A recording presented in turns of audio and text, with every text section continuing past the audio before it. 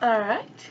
Hello guys, welcome back. I am the Philadelphia Whovian, and for this video, this is welcome back to my part of my channel I call Classic Corner. My first thing I reviewed on this channel was the 1995 Pride and Prejudice with Jennifer Ehle and Colin Firth, but now I realize maybe I should go in maybe a bit of an order to the very first, of the classic Jane Austen movies adaptations that I did see. And I then remembered my very second time I was exposed to Jane Austen film adaptations was actually Emma. So instead of going to one of the other more popular ones I did, though, Emma was the very first time that I ever really got into the Jane Austen, film adaptation world, and it was glorious. You know why? Because actually, and I'm gonna get maybe a lot of polarizing comments for this, if anyone gives a comment. Emma, for the longest time, was my second favorite Jane Austen novel. It went Pride and Prejudice, then it went Emma. Emma was always, one of my faves. And I think it's because with Emma, I always kind of knew that Emma was meant to be a character who was like, wow, she's just wrong about everything. And because I knew she was wrong about everything, I knew she was meant to be wrong about everything, I didn't hate her, because that was the point. She was not a character who was right about anything. She was a character who is actually a deep reflection of the reader, or of the viewer. I'll get to that in a moment. I should talk about the plot. I'm sorry. Wow, I'm getting totally ahead of myself here. To the plot of Emma. Again, taking place in Regency England. Emma, she lives in the country. A lot of Jane Austen's novels, the majority of them take place in the country. And she's, very wealthy, she's in she's in a town where she's like the pinnacle. Due to her wealth and her status, she is the elite. So she's often has a lot of attention on her. Well, Emma suffers from that thing that Jane Austen absolutely loves to, really, really focus on: pride in a character. Emma prides herself on always being right and always having, very sound judgment, able to see everything clearly for what it is. And she doesn't.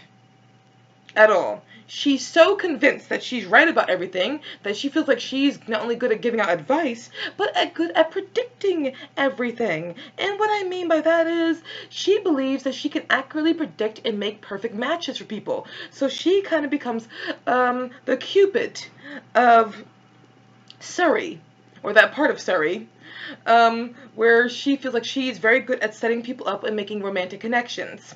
So she goes about choosing a match for the parson, Mr. Elton, of that part of Surrey. Yes. And she sets her sights on the perfect person, being Harriet Smith, who is a relatively, not even relatively, she's really pretty much just poor, almost broke, not broke, but just penniless woman. She's very sweet, she's very beautiful, attractive, nice, beautiful and plump, but she doesn't even know if her father's a gentleman. She literally was raised with a governess to be given a different education, as Mr. Knightley calls it, and she's just no one of consequence, really. Now, then there comes Mr. Knightley, and Mr. Knightley, he is a very, very, very good hero from that Jane Austen has written. I mean, yes, sometimes he can be a dick, for lack of a terminology, but he's a dick because he's just so... There are those people who are very comfortable around you, and they're so comfortable around you, they can give you criticism, and you just... That's what they do. That's Mr. Knightley towards Emma. He's... In some ways, he can come across as being a bit of a jerk. He can, but really, it's because he wants Emma to do the best she can. He sees when she's faltering and failing, and he wants her to improve. And also because he is in love with her, it turns out. Yeah, Mr. Knightley is madly in love with Emma, and we find this out at the end of the book. Or the film adaptation, whichever one you see or read. Yeah, there's that. So, that's what we have here. We have a relationship of two people, Emma and Mr. Knightley, who are actually very good friends. In fact, Mr. Knightley held her when she was a baby because, you see, he knows her through the fact that his brother married her sister. So actually, Mr. Knightley is really a great deal older than Emma is, but he's still quite the handsome catch. And he's also the richest man. He has Donwell Abbey. While Emma lives on Hartfield. I believe Hartfield is the estate that her father has. Mr. Knightley has Donhill Abbey. Sorry, I probably said that wrong. I probably did. Donwell Abbey, it probably was what it is. Sorry. So sorry. And he is like the main catch actually in the neighborhood. But Emma, growing up around him, like, you know, they were always like brother and sister to her in her eyes. Somewhat, but not so much brother and sister that they cannot dance with each other. And then comes along the character of Frank Churchill. Now, you see, it turns out Emma is setting all these people up and matching people with who she thinks are right for them, and she's completely wrong. Mr. Elton did not at all like her friend Harriet Smith, who she wanted to set him up with. He was falling in love with her. He proposed to her in a very embarrassingly ridiculous proposal that didn't work out for him. She rejected him, very much so. Yeah, she has that in common with Elizabeth Bennet and Fanny Crawford. Who else did you have that in common with? I'm trying to think. Oh yeah, actually, think about it. Captain Wentworth also got rejected by Anne Elliot. Yeah, a lot of rejections in Jane Austen novels. That makes a good plot line and good setup. Well, and then she rejects him and has to break the painful news to Harriet that all this while that they've been setting their sights on Mr. Elton for Harriet, no! It turns out Mr. Elton was in love with Emma, or in lust with her, whatever he was towards her. It gets worse, though, because there was another man who actually was in love with Harriet Smith, Mr. Robert Martin. And he proposed to Harriet, but Emma persuaded Harriet to refuse Mr. Martin. Even though he would have been a good match for Harriet, Emma didn't see it that way because Emma thought that Mr. Martin was too low for Harriet, despite the fact that Harriet actually had no connections. She was not a gentleman's, we don't know if she was a gentleman's daughter or not. You know, she didn't even really know her father. So, yeah, actually it was a good match on Harriet's side, but Emma didn't see it that way, and Emma had set her sights on Harriet being perfect for Mr. Elton, and then she was proven completely wrong, and he married a woman, can't remember her name, but was called Mrs. Elton, because exactly what she was, Mrs. Elton, who was a very voluble character. You know, she's chatty, and I like chatty women, but something about her is the obnoxious chatty. What can you do? Yeah. Even Mr. Knightley admits to Emma that Emma actually was better at matching Mr. Elton than he was at matching himself, and that Harriet actually would have been a better catch for Mr. Elton as opposed to the Mrs. Elton that he chose. So, Emma did choose well for Mr. Elton. He just sets his sights on Emma, the wealthiest woman pretty much in that area. I'm sorry, I'm thirsty. So, and then comes Frank Churchill, who is, well, Mr. Weston's son, and Mr. Weston, it's a little bit complicated, sorry, I gotta prepare myself. Mr. Weston married Emma's governess, and then she became Mrs. Weston, and, well, they were all sad about that when this actually happened, but here's the thing, Mr. Weston has a son named Frank Churchill, who took his aunt's or uncle's name when they raised him instead of Mr. Weston raising him, and in some way, shape, or form, felt like Mr. Churchill was always being groomed or set up to be Emma's match. Even Emma thought that this was a good idea. And Mr. Knightley did not like Mr. Churchill from the start. Really. Like, he just came in and God knows Mr. Knightley just hated Mr. Churchill. And it did feel like Mr. Churchill was flirting with Emma. I mean, he really gave her some particular attention to her. But luckily, Emma just didn't feel for him. Because Emma actually does not really think she will ever get married. She just doesn't feel, she's not the type of person who just feels like she would ever fall in love with anyone. But she is still flattered by the attention that he gives her. So it does appear as if Emma is falling for Mr. Churchill too, and Mr. Churchill's falling for Emma, but it turns out Mr. Churchill had a secret engagement to Jane Fairfax, a whole different character, and yeah, the very secret engagement. And it gets a little bit, that engagement gets a little rough and tumble there, where things assume that they're not going to work out with those two, and he kept it a secret the entire time, while flirting with Emma, which hurt Jane Fairfax, clearly it did. Yeah, Frank Churchill's not the best character in the world at all. And then Miss Frank Churchill's aunt dies, leaving him all the inheritance in the estate, leaving him free to be engaged to Jane Fairfax and marry her. Then this all gets revealed, and it seems like Emma's going to be heartbroken about all this tragedy and whatnot, and she lets everyone know that actually she was never really in love with Frank Churchill, so she doesn't like him really much because she can tell he's not a steady character, but at that point, but she sets everyone's heart at rest because she was not in love with him at all that entire time. Yeah.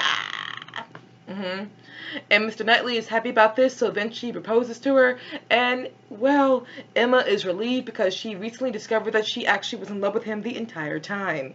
So everything worked out for Emma, but Emma was knocked off her pedestal and realizing how wrong she is about everything, because after she tried to match Harriet with, Mr. Elton didn't work out. She set her sights on Frank Churchill being the ideal for Harriet. That didn't work out.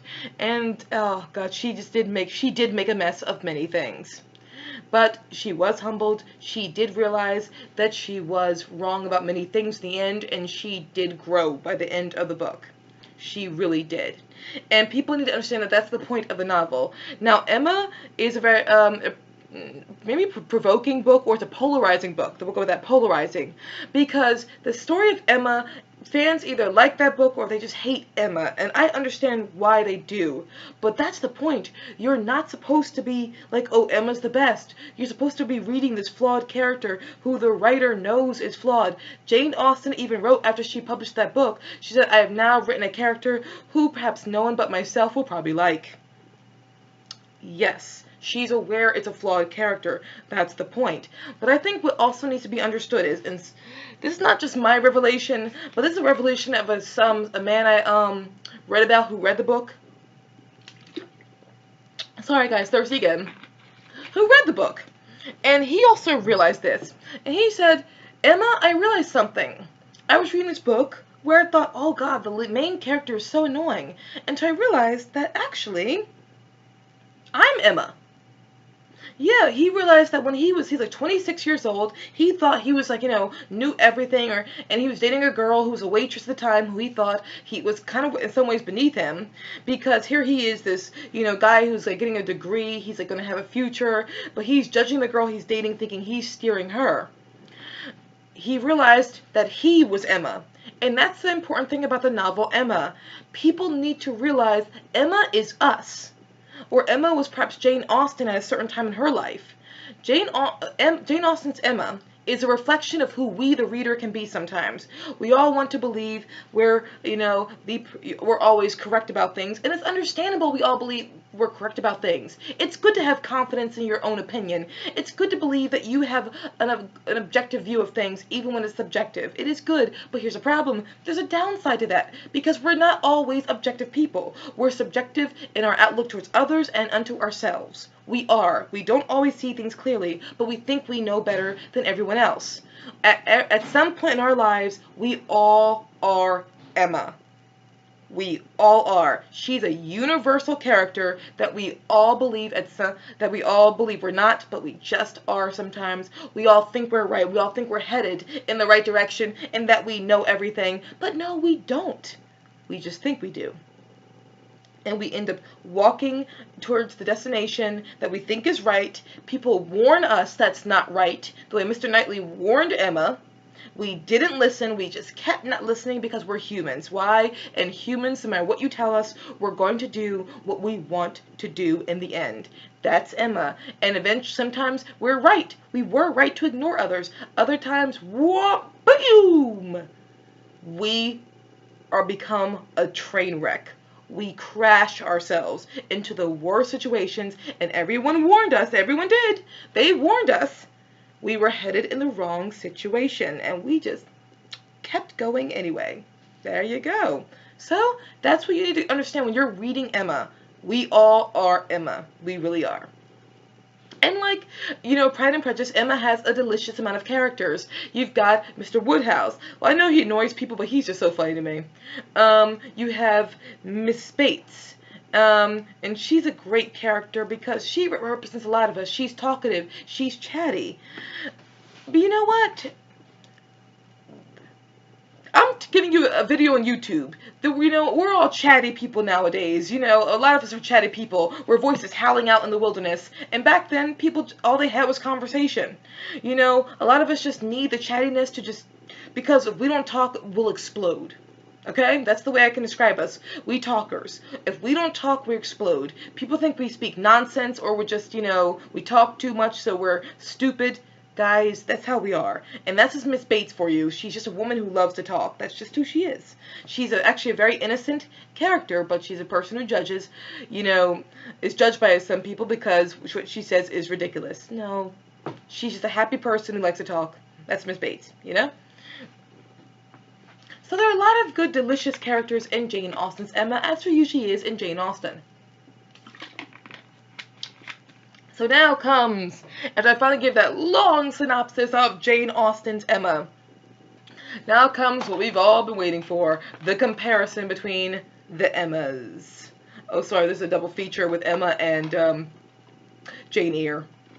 Now, I know you're thinking, wait a minute, this is not the Emma, the Romola Garai one. Sorry, I totally butchered that name. The one from 2009 with Romola and Johnny Lee Miller. And I've heard that one is awesome, guys. I heard it is fantastic. I just simply haven't seen it yet. I am excited to see it. I just haven't seen it yet. So I'm going to give it probably a separate video on that one. I heard like that is the quintessential best Emma there's ever been. But I'll probably give a separate video of that one when I finally do see it. But right now I'm going to give one of the two Emmas that I did get exposed to.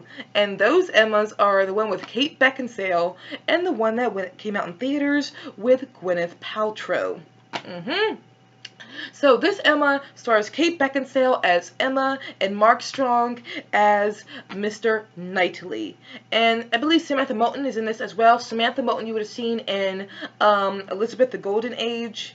And she also was Jane Eyre in this production of Jane Eyre. Just think of other things you would have seen her in. She's done other things, definitely. I just don't know popular ones that the whole, the world would have seen that much of. Yes. And, well, Mark Strong, you would know him. He's done many things, many things. I don't feel like listing them all. And Kate Beckinsale, you better know Kate Beckinsale. You better know Kate Beckinsale.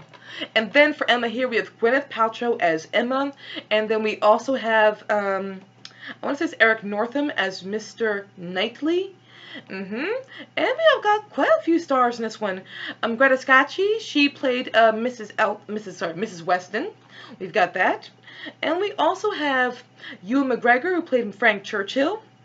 Very interesting hairstyle in this one. He reminded me of the Mad Hatter a bit with that hairstyle. Sorry. And also Toni Collette. She played Harriet Smith. I'm trying to think, am I forgetting any other big stars in this one? I think I got most of the people. So, this is like Emma, yes, Emma versus Emma, and since I'm going to be comparing and contrasting, I don't know, though, which one I think is better. I'll leave it up to the audience to decide. Okay, so we'll start with the Emmas. Gwyneth Paltrow versus Kate Beckinsale. Now, quite a few people I've met did not like Gwyneth Paltrow as Emma. While I do admit I prefer Kate Beckinsale, overall I'm perfectly fine with Gwyneth Paltrow as Emma. I really am.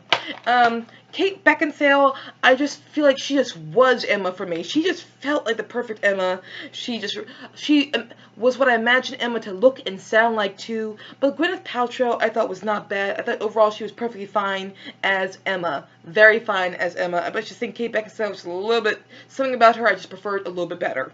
Though I heard that Romola from the 2009 one was like the perfect Emma. And I don't doubt it. I can't wait to see that one day. So, I feel like Kate Beckinsale, just something about her, just, again, looked like Emma, sounded like Emma, and she had the type of charm I thought Emma would have had. But that being said, both of Gwyneth Paltrow and Kate Beckinsale had chemistry with the actor who played Mr. Knightley. Comes the comparison now. Mr. Knightley played by Mark Strong, or Mr. Knightley played by Eric Northam. Both of these two men have distinct advantages on their side. Mark Strong just looks great. And so does Eric Northam. They both look great. Sorry if it's not Eric Northam, I got the wrong actor, but I think it is him. But I'm sorry if I'm wrong. hmm They both have very good looks to them. They really do. Both have good chemistry with the actress they're acting against. Eric and Gwyneth were good together. Mark and Kate Beckinsale were good together. Um, Mark Strong has just Mark Strong looks strong. By God, that man's last name really does say a lot about him, doesn't it? He just has a nice, strong look to him.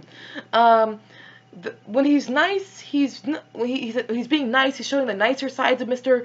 Knightley. He's great. When he shows the harsher sides, though, while I love the harsher sides, at the same time, it's Mark Strong being harsh, and Mark Strong can be very fierce. Fearsome when he's harsh. It's almost intimidating. And this works both to and against him at the same time. It really gives the courage of his convictions, but at the same time, it's like, whoa, that's whoa. But I can't say it's wrong, because Mark Strong does it really well. Then you got Eric Northam. Eric Northam lacks some of the punch of Mark Strong's line delivery in that ways, but what he does really well at the same time is he gives a warmth to Mr. Knightley. So even when he is chastising Emma, you feel the love, the warmth just exude from him, even when he says, "That was badly done, Emma. Badly done indeed." It still feels like a warm man who's saying it. And so Mark Strong gives a strong way of doing things. But that being said, it can feel harsh.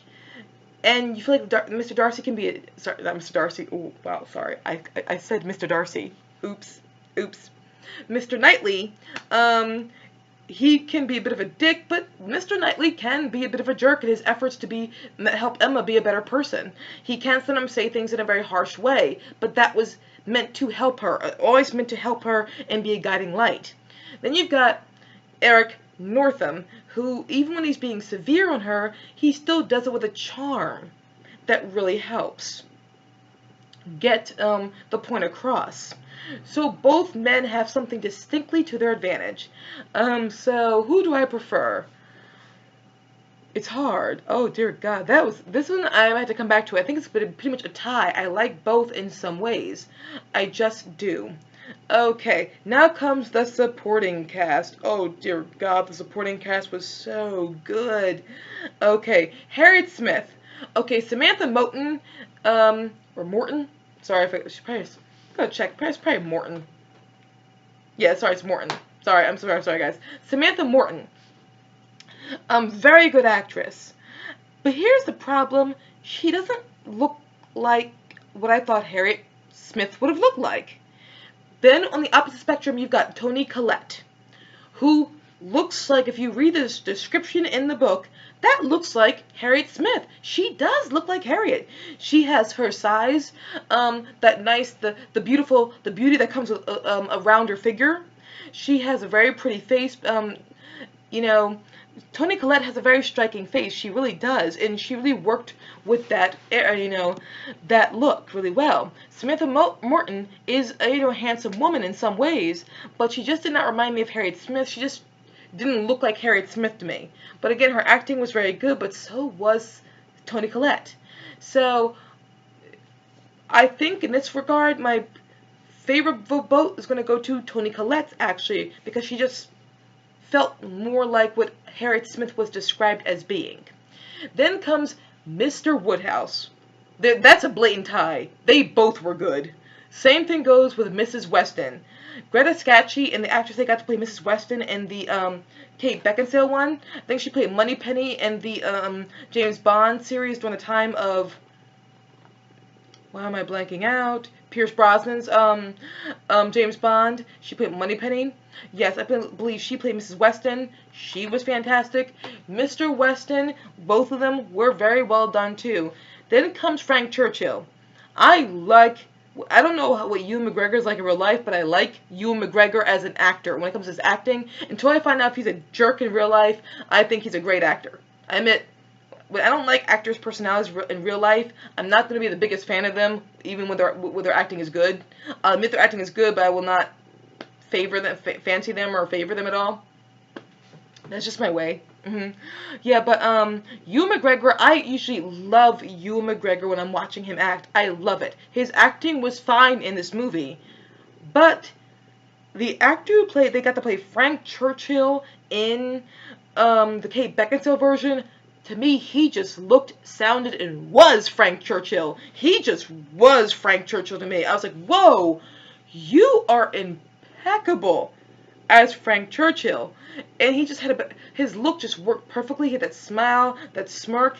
His line delivery was just so sensuous, and you could clearly tell how he could just convince you. He just had a charm about him and an easygoing face. Again, Ewan McGregor is great actor. But also with Ewan, his hair. What the hell were they doing with his hair? I'm sorry, am I the only one who felt like his hairstyle just looked like the Mad Hatter?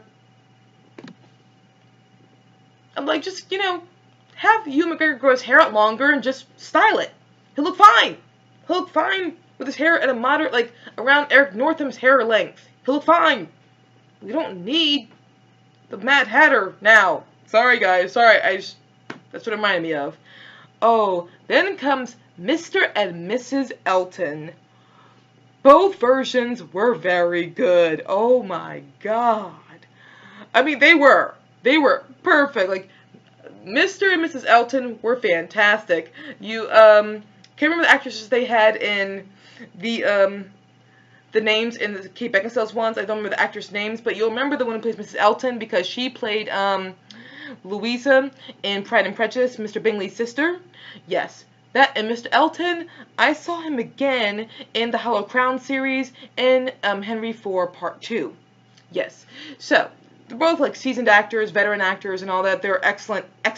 And then when it comes to, Gwyneth Paltrow's Emma, now what we do know is, of course, we know the actor who played Mr. Elton. Oh God, he was Nightcrawler in X-Men 2.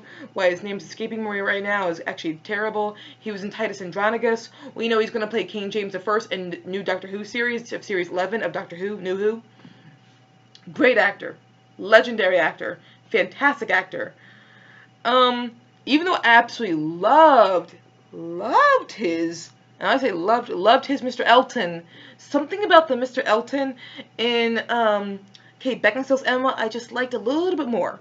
Something about Kate Beckinsale's Emma, that Mr. Elton, just liked a tiny bit more, but it's like, not like the Gwyneth Paltrow Mr. Elton got a 99, and the Mr. Elton from Kate Beckinsale's Emma got a 100, just like 1 point higher. It's just tiny, a little bit better. That's all it is. So I like the Mr. Elton from Kate Beckinsale's Emma. Just a little bit, tiny bit more. That's all it is. Then comes Mrs. Elton. Whoa. Again, both actresses were amazing. But there was something just about the Mrs. Elton from Gwyneth Paltrow's Emma that just was a little bit more annoying. Made it work. Pop! Made it work so well. She was so annoying. It was beautiful. And also was it could help that they just gave her good costuming also. One time she's a bonnet that's huge, so you need to move out of the way of her bonnet when she's talking to you. Very good idea. But somehow she just found a way to be really annoying. And again, the actress who played her in Kate Beckinsale's Emma was excellent. Again, it's like 99 meets 100. That's all it is. 1 point higher. That's all it is. The woman in Gwyneth Paltrow's Emma just was better at making her a little bit more annoying. It was glorious. Glorious. Alright, so there's that. I'm trying to think of any other main characters I did forget that I should always mention. Mrs. Bates. Yes. Or no, sorry, Miss Bates. Not Mrs. Bates. Miss Bates. Miss Bates. Woo. Both were very good. I think the actress who played Miss Bates in Gwyneth Paltrow's Emma was Sophie Thompson, who is Emma Thompson's sister. I think so. I think Mrs. Bates was played by Emma Thompson's mother and Sophie's mother.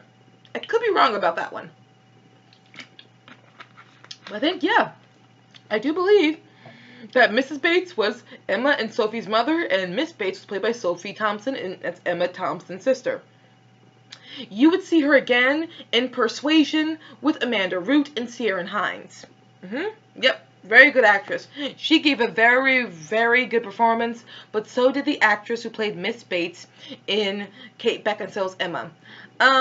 I think while their acting was equally on par with each other, I might have preferred the Miss Bates from Kate Beckinsale's Emma because she's more in the age range of what I thought Miss Bates would have been. And that was even a bit of a, not a controversy, that was even a bit of a crisis or a conflict with the casting of Sophie Thompson, because Sophie Thompson knew when she was cast that she might have been too young for the part. And her mother, who was another option to be cast as Mrs. Bates, was just too, or Miss Bates, sorry, Miss Bates, was too old for the part. Both women were, I believe, approached by the director. And one was too young, one was too old, but Sophie Thompson just took it anyway, did a great job with acting, but I think she just felt a little too young for the part. But that, I don't really hold that against her. She was great. She was great. I'm saying the actress who played Miss Bates. I keep saying Mrs. Miss Bates in Kate Beckinsale's Emma, which is slightly a little bit more. I prefer her more just because she was closer to the age range, or she was the age that I thought that Miss Bates would have been. But again, that's almost equal. Like literally, these are like, every time I prefer someone, there's like 1 point higher than the one I just did not prefer. That's all it was. Alright, and then also Jane Fairfax. Both actresses who played Jane Fairfax were perfect. I just can't decide. It's like that with Mr. Knightley. It's hard for me to choose a Mr. Knightley. So I'm doing 2 ties here. Both ties to Mr. Knightley, both ties to Jane Fairfax. Bam. So now let's do an overview of the cast that I prefer. Okay, the lead casting of Gwyneth Paltrow versus Kate Beckinsale. I'm fine with Gwyneth Paltrow. She's probably not going to be as good as the actress from the 2009 one. So I heard she was amazing, and I don't doubt it. I like Gwyneth Paltrow. I'm fine with her, but I preferred Kate Beckinsale. So 1 point to Kate Beckinsale's Emma. Then comes Mr. Knightley. This is a tie. So 1 point goes to this one. Another point, so we got 2. Oh gosh, I'm not gonna count really well, so in a bit. Okay? Give me hands for this. So 2. We got 1. Then we have the supporting cast. Oh gosh. We've got, Mr. Woodhouse, both equally good. 3, 2. Then we've got also Mr. and Mrs. Weston, equal. 4, 3. Sorry. Then we've got Jane Fairfax, equal. Damn, 5. 4. Then we got Miss Bates. Miss Bates I preferred from the Kate Beckinsale, so that's 6. And then we've got, see what else we've got. Okay, Miss Knightley, got that down. I'm trying to think of who else I'm missing. Oh, yes. I'm sorry. How did I almost forget that? The Eltons. Yes. Alright, so Mr. Elton I preferred from Kate Beckinsale, so we are now at 7. And then you've got Mrs. Elton, who I preferred from just slightly more from Gwyneth Paltrow, 5. Something, is there any main characters I'm forgetting now besides Woodhouse, Elton's, that happening? Oh wow, I think we are therefore done. And at the end of the day, when it comes to the casting of it all, the most popular votes go to Kate Beckinsale's Emma. Again, now comes to the actual production of itself. Now I believe the script for Kate Beckinsale's Emma, and this is created by the same people who created the A&E Pride and Prejudice with Colin Firth and Jennifer Eel, the same A&E one. I believe the screenplay was written by the same screenwriter who wrote that Pride and Prejudice, Andrew Davies. And you can see him doing a very good job in the time frame that he has.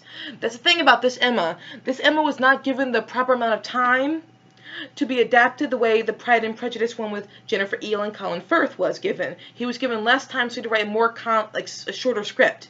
In the time frame he was given, he did do a good job. But however, this Emma was written and adapted and directed by the same person. I'm going to say it's Douglas McGrath, but I could be wrong. Hold on, I should check that. Let me see if I can find that out. Yes, Douglas McGrath. I believe, yes, he directed it and he also wrote the screenplay. Now, when a writer is also a director, that helps a great deal. Or when the writer is also an actor in the movie, it helps a great deal. Because it really helps them feel like, because they're not two different people, they're the same person, it really does help them understand, okay, this is what works best here sometimes, because I'm directing it. Now I know this did not work, now I should add this in. And also, I think he was given a longer time frame than Andrew Davies was given. I believe this Emma is longer than this Emma, giving him more time to add more stuff from the actual book. Both of them did a great job. Both writers did a great job with the time frame they were given and the budget that they were given. Very good job. But because this one was given a longer time, a longer run time, this captured more of what was actually in the book. So when it comes to writing, I say points will go to this one just because it was given more time, but the writing actually is equally good for both of them. It really is. Now comes to the directing. They're both directed very well for, what for the medium they came out. But here's a time where BBC had it didn't have bad, production value, but it wasn't perfect production value. The cameras were not at their best yet, and they did the best they could with what they had, and they did a good job with what they had. They really did do a good job with what they had. But it's not going to compare naturally to, a major motion picture by Miramax that's given, the best cameras, more, more money, etc. and so forth. So naturally, the directing this is going to be better just because it's going to have a better production value. That's just the way it is. There's nothing that can, stop it. And also, the music in both was very good, but I admit the music in this was also just fantastic as well.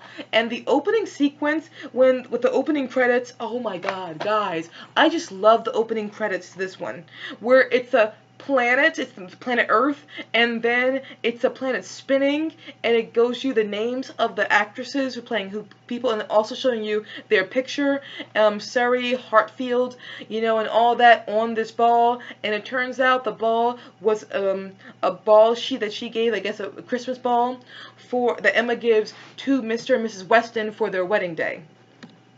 Very good transition. Very, very good transition from the opening credits to the,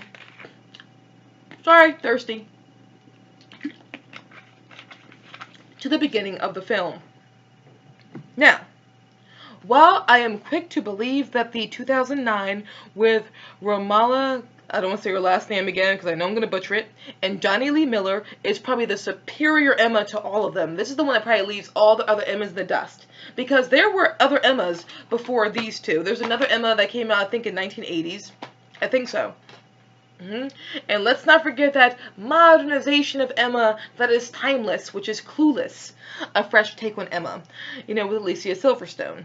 Yeah, let's not forget that one. We should never forget that one. It's a classic in its own right. The time in the 90s where almost everything was an adaptation of Jane Austen or William Shakespeare. Those were the days. Those were the days. Sorry. Or Bernard Shaw, too. Yeah, let's not forget him. Either way, again, guys, I do like both of these films. I do. I really do like, I know people do not like this one, but I'm overall fine with it. And I do like Kate Beckinsale's Emma. Just each of them have their higher points than the other one, but neither one of them does a bad job. And the casting was overall very, very good. There was not one actress or actor who did a bad job in their performance. The directing was very, very good. You had a director who clearly did his best to make sure the actors had their best performances and did not hinder them by giving them bad direction, which is always a plus. And overall, I really enjoyed watching it both times. I did. Again, I am really looking forward to the Johnny Lee Miller and Romola one, which I am very excited for. I know some people, again, are just not crazy about Emma, but I just am.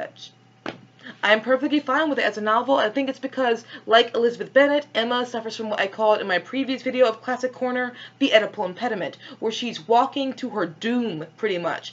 Everybody warns her, you're not right, Emma, you're not right, but she walks there anyway, and then she gets overpowered by the truth, and she confesses she was doomed to blindness. And that has to be understood about Emma. She represents the side of us that gets blinded by our own pride and our belief that we are always right. That's what Emma represents. So, Again, guys, thank you so much for watching my second video for Classic Corner and for doing Emma versus Emma. I hope you enjoyed it, and I hope to see you again very soon with either another Jane Austen adaptation or a different adaptation. Either way, I hope to see you guys again very, very much. Thank you, guys. You were awesome once again.